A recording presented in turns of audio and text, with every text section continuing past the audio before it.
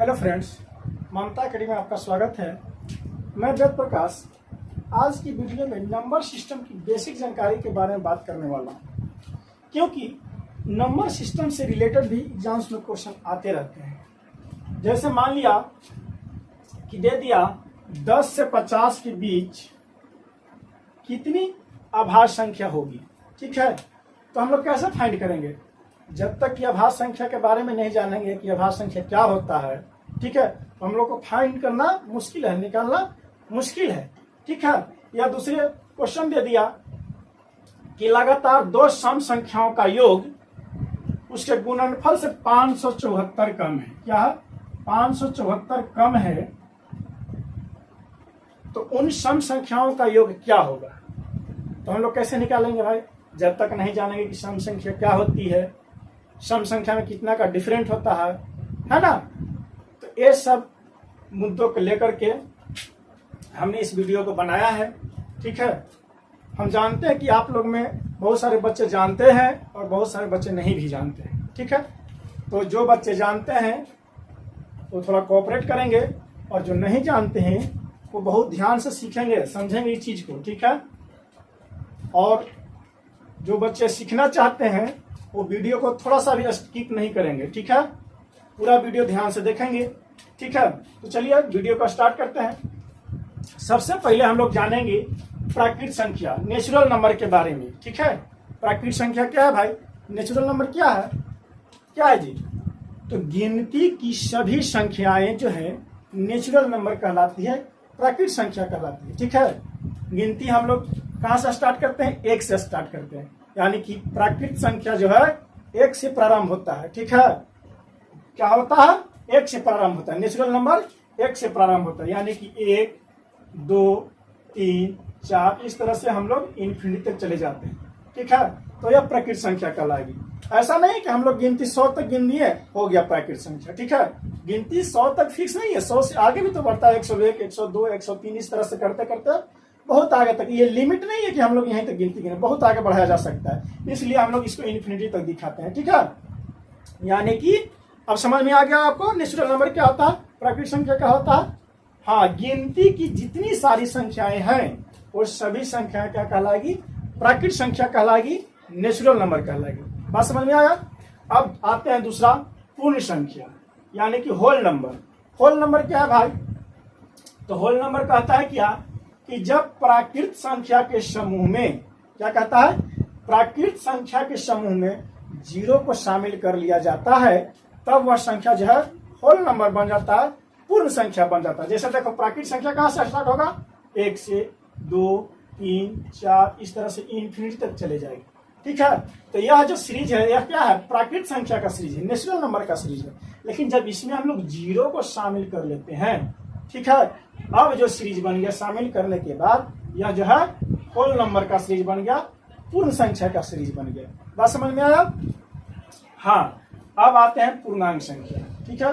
अब आते हैं पूर्णांक संख्या, इंटीजर्स नंबर के बारे में, ठीक है। इंटीजर क्या होता है? तो कहता क्या है कि जब पूर्ण संख्या को यानी कि होल नंबर को पॉजिटिव एवं निगेटिव साइन के साथ दिखाया जाए, ठीक है। क्या कहता है कि पूर्ण संख्या को पॉजिटिव एवं निगेटिव साइन यानी कि धनात्मक एवं ऋणात्मक चिन्हों के साथ दिखाया जाए, तब वह संख्या जो है पूर्णांक संख्या कहलाएगी, इंटीजर्स कहलाएगी। जैसे देखो मान लिए -3, -2, -1, 0, 1, 2, 3 इस तरह से हम लोग इन्फिनिटी तक चले जाएंगे, इधर भी चले जाएंगे इन्फिनिटी तक, ठीक है। अब देखो यहाँ क्या है? ये क्या है? यहाँ से पूर्ण संख्या, और यहाँ इधर से भी जाएंगे तो इधर भी पूर्ण संख्या, लेकिन इधर क्या है? पूर्ण संख्या सब पॉजिटिव है, इधर सब पॉजिटिव है, और इधर क्या है? निगेटिव है। समझ में आया? समझ में आ रहा? यानी कि हम लोग पूर्ण संख्या को ही इधर पॉजिटिव से दिखा रहे हैं, इधर निगेटिव चिन्ह के साथ दिखा रहे हैं, इधर धनात्मक चिन्ह के साथ दिखा रहे हैं, इधर ऋणात्मक चिन्हों के साथ दिखा रहे हैं। समझ में आ रहा है? तो यह संख्या जो है पूर्णांक संख्या, इंटीजर्स कहलाएगी, ठीक है। अब बात आ गया 0 के भाई, कि 0 कौन सी पूर्णांक संख्या, धनात्मक या ऋणात्मक है? तो 0 नहीं धनात्मक होती है ऋणात्मक, और नहीं ऋणात्मक होती है। समझ में आया? 0 जो है ऐसी पूर्णांक संख्या इंटीजर्स है, ठीक है, जो न तो धनात्मक होता है और न ही ऋणात्मक होता है। बात समझ में आया?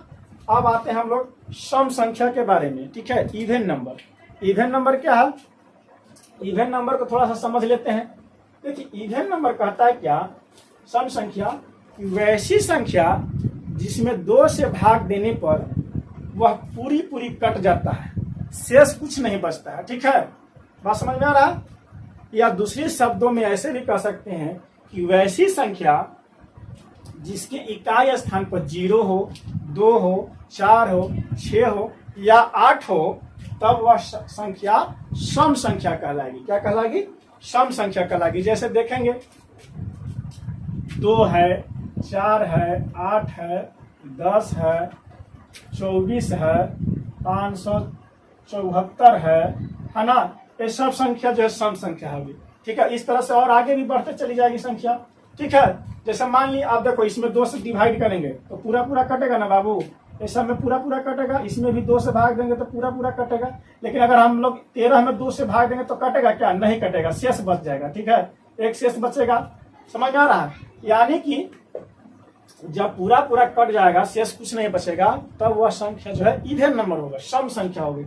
या दूसरी भाषा में क्या बोले थे? जिसके इकाई स्थान पर क्या हो, 0 हो, 2 हो, 4 हो, 6 हो, 8 हो, वो संख्या सम संख्या होगी। देखो यहाँ इकाई स्थान पर क्या है, 0 है कि नहीं है? अब इसमें 2 से भाग देंगे तो ये कट जाएगा।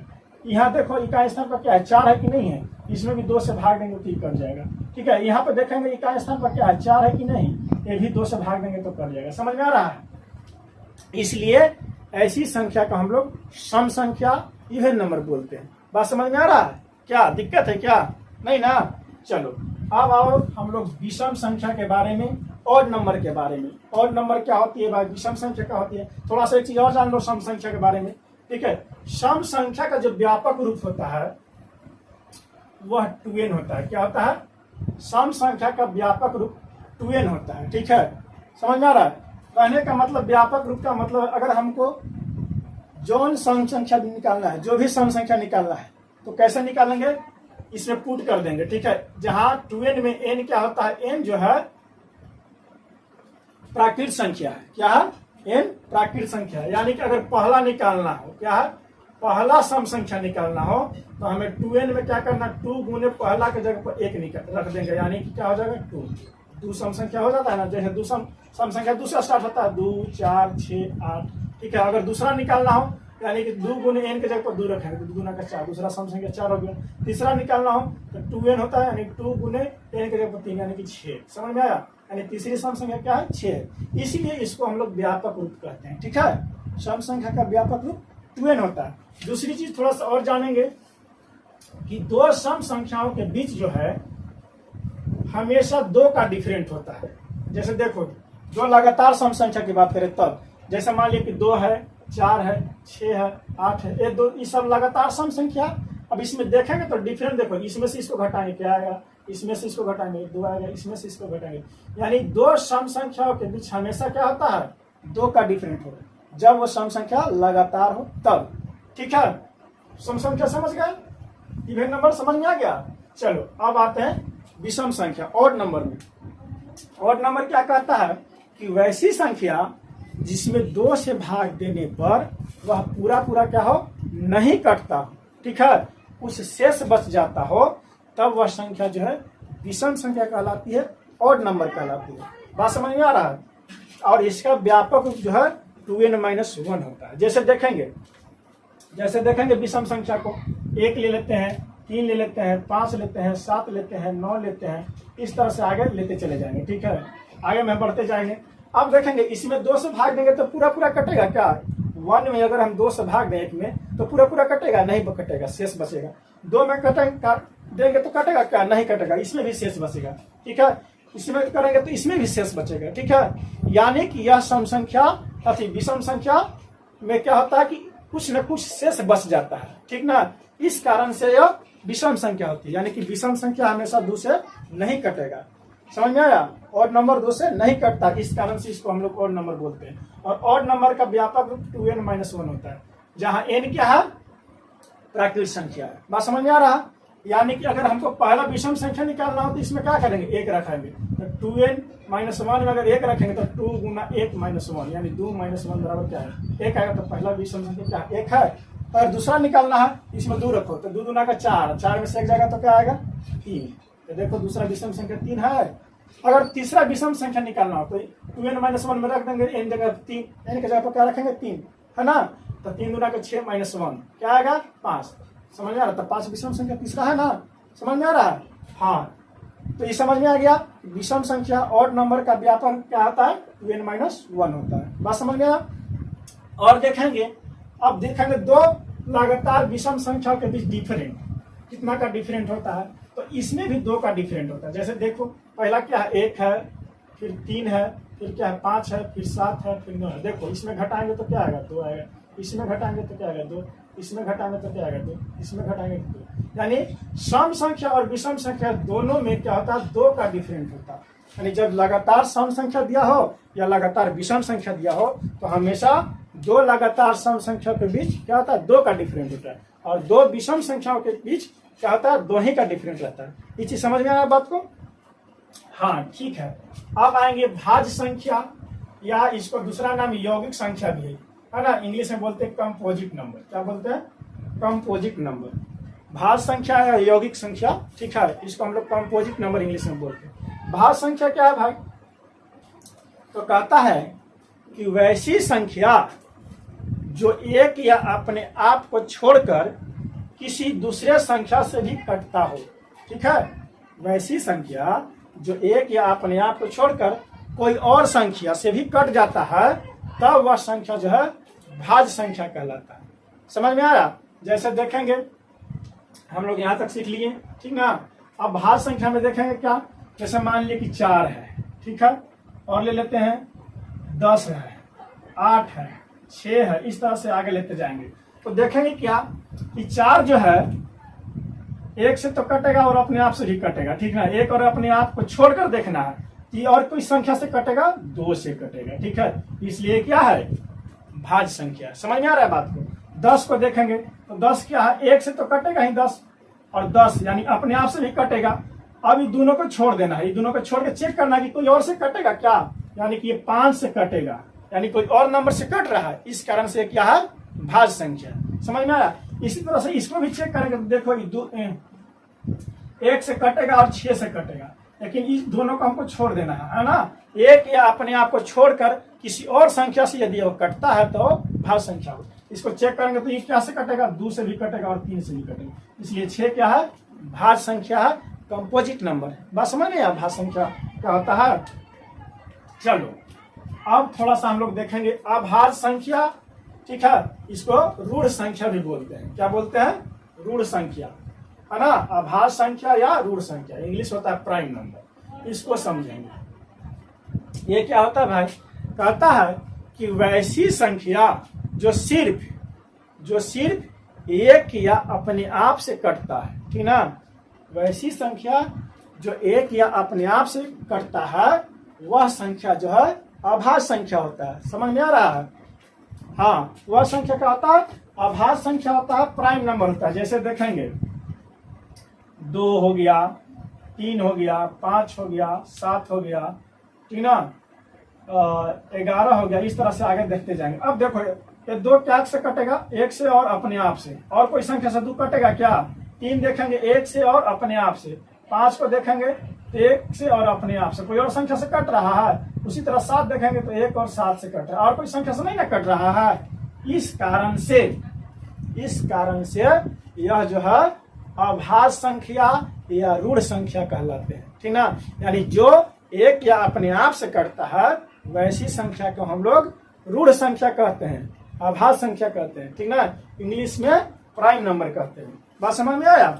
हाँ, अब एक चीज यहाँ पे ध्यान देंगे, अभाज्य संख्या जो है कहाँ से स्टार्ट होता है, 2 से होता है, ठीक है। कहाँ से होता है, 2 से। 2, 3, 5, 7 इस तरह से आगे। तो यहाँ पे थोड़ा सा चीज समझेंगे, ये चीज बहुत पूछता है कंपटीशन में, ठीक है। यह 2 क्या है, अभाज्य संख्या है, लेकिन अभाज्य संख्या के साथ साथ क्या है, सम संख्या भी है। क्या है, सम संख्या भी है। समझ में आ रहा है। यानी कि अगर कहा जाए कि 2 जो है क्या है, समअभाज्य संख्या है ना। अगर क्वेश्चन दे दे कि इसमें से इनमें से कौन सी समअभाज्य संख्या है, क्या दे दे, ऑप्शनल दे दे, कौन समअभाज्य संख्या है, 2 दे दे ऑप्शन, 4 दे दे, 6 दे दे, 8 दे दे, ठीक है, समझ में आया। आप पूछ दे कि कौन सी समअभाज्य संख्या है, तो हम लोग कैसे जानेंगे, तो देखेंगे कि अभाज्य संख्या क्या है, जो एक या अपने आप से कटता है, चलो तो इसमें तो एक अपने आप से कटेगा। दूसरी बात कहता है समअभाज्य, यानी वह संख्या सम संख्या भी होना चाहिए, तो 2 क्या है, सम संख्या है, समझ में आया। और 2 एकमात्र समअभाज्य संख्या है, समझ में आया, ये भी ध्यान रखना कि 2 जो है एकमात्र समअभाज्य संख्या, क्या समझ में आ रहा है ना। हाँ चलो अब आगे देखते हैं हम लोग सहअभाज्य संख्या, को प्राइम नंबर क्या है। ठीक है, हम लोग अभाज्य संख्या सीख लिए, अब सहअभाज्य संख्या की बात करते हैं भाई। सहअभाज्य संख्या क्या है, को प्राइम नंबर, तो कहता है कि 2 या 2 से अधिक संख्याओं का वैसा समूह जिसका सार्व गुणनखंड सिर्फ एक हो, क्या हो, सिर्फ एक हो, यानी कि 2 या 2 से अधिक संख्याओं का वैसा समूह जिसका सार्व गुणनखंड एक का मतलब क्या, महत्तम समापवर्तक HCF एक हो, या दूसरे शब्दों में क्या, जिसमें कॉमन एक दिखे, ठीक है, क्या दिखे, कॉमन एक दिखे। वैसे 2 या 2 से अधिक संख्याओं का वैसा समूह जिसमें कॉमन सिर्फ एक हो, समझ में आया, सहअभाज्य संख्या कहलाते हैं, यानी कि जिसका महत्तम समापवर्तक एक हो। महत्तम समापवर्तक को HCF बोला जाता है, हाईएस्ट कॉमन फैक्टर, समझ में आया। और इसको हम लोग कहेंगे इसका सार्व गुणनखंड वही हिंदी होता है ना, तो जिसका सार्व गुणनखंड एक हो यानी फैक्टर एक हो, उसको हम लोग क्या कहेंगे, को प्राइम नंबर। जैसे देखेंगे 5 और 7 का एक समूह बनाते हैं, इसका अगर हम लोग HCF निकालेंगे तो इसमें कॉमन सिर्फ एक आएगा, ठीक है। 8 7 का लेते हैं तो 1 आएगा, 13 और 11 का लेते हैं तो HCF 1 आएगा, ठीक है। और ले लेते हैं 11 12 और 17 का ले लेते हैं तो ये 3 अंक का ग्रुप बनाए, इसमें HCF 1 आएगा, करके देखेंगे, समझ में आ रहा है। और देख लो 21 23 25 है ना, तो इस सब का HCF हमेशा क्या आएगा, 1 आएगा, है ना, सारा गुणनखंड 1 आएगा, ठीक है। तो इस कारण से इसको हम लोग सहअभाज्य संख्या कहते हैं, समझ में आ रहा है बात को, क्या बोलता है, सहअभाज्य संख्या, बात समझ गए। अब थोड़ा सा हम लोग जानेंगे परिमेय संख्या, रेशनल नंबर, क्या जानेंगे, परिमेय संख्या, रेशनल नंबर क्या है।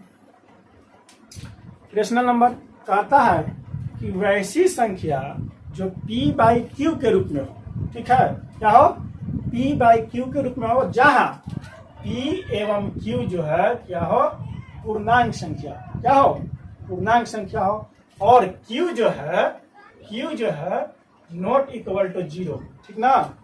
वैसी संख्या जो P/Q के रूप में हो, जहां P और Q क्या है, पूर्णांक संख्या हो, और Q जो है 0 के बराबर न हो, तब वह संख्या जो है परिमेय संख्या कहलाएगी, समझ में आ रहा है बात को। जैसे देखेंगे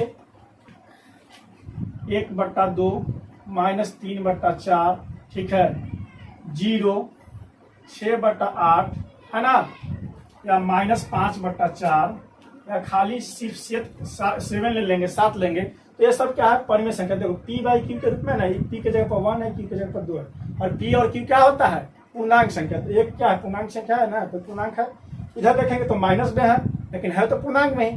फिर 0 भी क्या है, पूर्णांक संख्या बताए हैं। चलो इसको देखेंगे 6/8, ये भी क्या है, परिमेय संख्या। इसको हम लोग स्मॉलेस्ट फॉर्म में लिखेंगे, है ना, सिंपलेस्ट फॉर्म में लिखेंगे, छोटा रूप में करेंगे तो ये हो जाएगा 3/4, ठीक है, क्या होगा, 3/4, यानी यह जो है क्या है, परिमेय संख्या P/Q के रूप में। और देखें Q कहीं 0 दिख रहा है क्या, Q बराबर कहीं 0 दिख रहा है क्या, नहीं, -5/7 क्या P/Q के रूप में है ना। और देखो तो Q की जगह पर 4 है, तो 4 0 के बराबर हो सकता है, नहीं हो सकता। क्यों नहीं हो सकता भाई, कि जब किसी संख्या में 0 से भाग दिया जाए तो उसका मतलब इन्फिनिटिव हो जाता है, ठीक है, क्या जाता है, इन्फिनिटिव, समझ में आ रहा है। जैसे 5 है, 5 में 0 से भागा देंगे, इसका वैल्यू इन्फिनिटिव आ जाएगी, इसलिए Q 0 के बराबर नहीं होता है। अब देखेंगे E P/Q के रूप में नहीं है, लेकिन अगर इसमें 1 कर देते P/Q के रूप में आ गया, बात समझ गए, बात समझ में आ रहा है।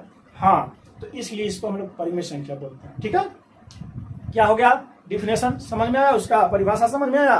तो वैसी संख्या जो P/Q के रूप में हो, समझ में आ रहा, जहां पी और क्यू क्या हो, पूर्णांक संख्या हो और क्यू जो है 0 के बराबर नहीं होता है, तब वह संख्या जो है परिमेय संख्या रेशनल नंबर कहलाती है। समझ में आया? हाँ, अब थोड़ा सा जानेंगे अपरिमेय संख्या के बारे में। अपरिमेय संख्या क्या है भाई? अपरिमेय संख्या इरेशनल नंबर थोड़ा सीखेंगे। हाँ, और देखो पाई बटा 7 जो है परिमेय संख्या, याद रखना, ठीक है। लेकिन इसका वैल्यू क्या, किसका वैल्यू होता है? पाई का। लेकिन पाई जो है अपरिमेय संख्या होता है, ध्यान में रखना। पाई अपरिमेय, लेकिन इसका वैल्यू जो होता है 22/7 यह परिमेय होता है, ठीक है। अब देखो इसको ध्यान में रखना, ये कंपटीशन में आता है, कहीं कहीं पूछा है। अब देखेंगे अपरिमेय संख्या इरेशनल नंबर क्या हो, तो कहता है कि वैसी संख्या जिसे p/q के रूप में नहीं लिखा जा सकता है, ठीक है, अपरिमेय संख्या कहलाती है, इरेशनल नंबर कहलाती है, ठीक है। क्या कहता है कि वैसी संख्या जिसे p/q के रूप में नहीं लिखा जा सकता है अपरिमेय संख्या कहलाती है, ठीक है। और अपरिमेय संख्या का एक गुण है कि वह हमेशा रूट के अंदर रहता है, ठीक ना, और वह किसी संख्या का वर्ग भी नहीं रहता है। समझ में आ रहा है? अपरिमेय संख्या के बारे में हम जो बता रहे हैं से क्या है कि वह p/q के रूप में नहीं लिखा जा सकता है उसको। दूसरी उसकी पहचान क्या है कि वह रूट के अंदर रहता है, ठीक है। और तीसरी पहचान क्या है कि वह किसी का स्क्वायर नहीं हो सकता, वर्ग नहीं हो सकता। वह ऐसी संख्या को हम लोग अपरिमेय संख्या कहेंगे। जैसे देखेंगे, जैसे मान लीजिए क्या है, √6 है ना, क्या है, √6 है, 1/√15 है, माइनस √7 है ना, या इसको दे दिए -1/√21 है, ठीक है, क्या √21 है। तो देखो क्या है, रूट के अंदर है ना, और 6 किसी का वर्ग है क्या? नहीं है। देखो 1/15 है ना। अब देखो ये क्या है, रूट के अंदर है कि नहीं है, और एक किसी संख्या का वर्ग है क्या? नहीं है। समझ आ रहा है? और इसको p/q के रूप में नहीं लिखा जा सकता। क्यों नहीं लिखा जाता? क्योंकि जब इसका हम लोग रूट निकालेंगे, वर्गमूल निकालेंगे, तो बहुत कम आएगा। समझ में आया? समझ में आ रहा है? निगेटिव में आने लगेगा, इस कारण उसको हम लोग नहीं लिख सकते हैं, ठीक है। इसको भी वही चीज है, समझ में आ रहा? इसको देखेंगे, ये भी वही है, निगेटिव में आएगा, और ये किसी संख्या का स्क्वायर नहीं है, वर्ग नहीं है। समझ में आ रहा? इस कारण से इसको हम लोग क्या बोलेंगे? अपरिमेय संख्या। समझ में आ रहा है? इरेशनल नंबर बोलेंगे। समझ में आ रहा है? हाँ, अब थोड़ा सा समझेंगे हम लोग रियल नंबर, वास्तविक संख्या, है ना। रियल नंबर के बारे में जानते हैं। वास्तविक संख्या क्या है भाई? तो कहता है कि परिमेय संख्या और अपरिमेय संख्या को सम्मिलित रूप को, ठीक है, क्या कहेंगे? रियल नंबर कहेंगे, वास्तविक संख्या कहेंगे। यानी कि एक ग्रुप बना देंगे और उसमें रियल परिमेय संख्या को भी रखा जाएगा और अपरिमेय संख्या को भी रखा जाएगा, तो उसका जो सम्मिलित रूप हो जाएगा उसको हम लोग क्या बोलेंगे? वास्तविक संख्या, रियल नंबर। जैसे देखो 5 हो गया, -1/√2 हो गया, ठीक है, -7 हो गया। समझ आ रहा? और -1/2 हो गया, या 1/√6 हो गया, ठीक है। तो देखो परिमेय संख्या है ना, सॉरी अपरिमेय संख्या, परिमेय संख्या, तो दोनों को मिला के लिखा गया है, तो इसको सम्मिलित रूप को हम लोग क्या कहेंगे? रियल नंबर कहेंगे, वास्तविक संख्या कहेंगे। बात समझ में आ रहा है? हाँ, समझ आया? यानी कि हम लोग डायरेक्ट बोलेंगे कि परिमेय संख्या और अपरिमेय संख्या को सम्मिलित रूप को रियल नंबर, वास्तविक संख्या कहते हैं। समझ में आया बात को? हाँ, अब थोड़ा सा हम लोग समझेंगे क्या? काल्पनिक संख्या। काल्पनिक संख्या को अवास्तविक संख्या बोलते हैं या आभासी संख्या बोलते हैं, ठीक है। इंग्लिश होता है इरेशनल नंबर। क्या होता है? Irrational number. तो काल्पनिक संख्या किसको कहेंगे भाई? कहता है कि वैसी संख्या जिसकी मात्र कल्पना की जा सकती है ना, वैसी संख्या जिसकी मात्र हम लोग कल्पना करते हैं काल्पनिक संख्या कहलाती है, ठीक है। अवास्तविक संख्या कहलाती है, या इसको आभासी संख्या भी बोलते हैं, ठीक है। इमेजिनरी नंबर, इंग्लिश होता है इमेजिनरी नंबर। जैसे देखेंगे क्या है, -25 के रूट अंडर, ठीक है। अब बताओ -25 के रूट अंडर क्या होगा? नंबर लाइन पे इसको दिखाना संभव है? -25 के रूट अंडर को समझ संभव है? पहले नंबर लाइन पे यहाँ 0 होगा, फिर -1, -2, इसी तरह बहुत पीछे जाने पड़ेगा, जिसको हम लोग सोच नहीं सकते जिसके बारे में। या -21 के रूट अंडर, समझ में आ रहा है? बात समझ में आ रहा है? हाँ, तो ये सब जो नंबर है क्या है, काल्पनिक नंबर है। या -29 के रूट अंडर, तो इसको नंबर लाइन पर हम लोग दिखा सकते हैं? नहीं दिखा सकते हैं ना। हाँ, और इसके बारे में हम लोग इसका वैल्यू भी निकालना उतना संभव नहीं है, ठीक है। सिर्फ कल्पना कर सकते हैं कि निकाला जा सकता है, बहुत प्रयास करने के बाद, ठीक है, निकाला जा सकता है। तो इसलिए इसको हम लोग सिर्फ क्या करते हैं, कल्पना कर लेते हैं, इमेजिन कर लेते हैं। क्या कर लेते हैं? इमेजिन कर लेते हैं। इस कारण से इसको हम लोग क्या कहते हैं, इमेजिनरी नंबर कहते हैं, आभासी संख्या कहते हैं, या काल्पनिक संख्या कहते हैं, या अवास्तविक संख्या कहते हैं। बात समझ में आ रहा? ये थी आज की नंबर सिस्टम की बेसिक जानकारी, और इससे रिलेटेड एग्जाम्स में क्वेश्चन जरूर से जरूर आते हैं, ठीक है। तो हमारा वीडियो यदि अच्छा लगा हो तो आप लोग लाइक कीजिए, चैनल को सब्सक्राइब कीजिए, शेयर कीजिए, साथ में कमेंट भी कीजिए कि वीडियो कैसा लगा, कुछ त्रुटि तो नहीं हो, या कुछ और चीज़ बताने की जरूरत है तो ये भी बताएं, ठीक है। धन्यवाद।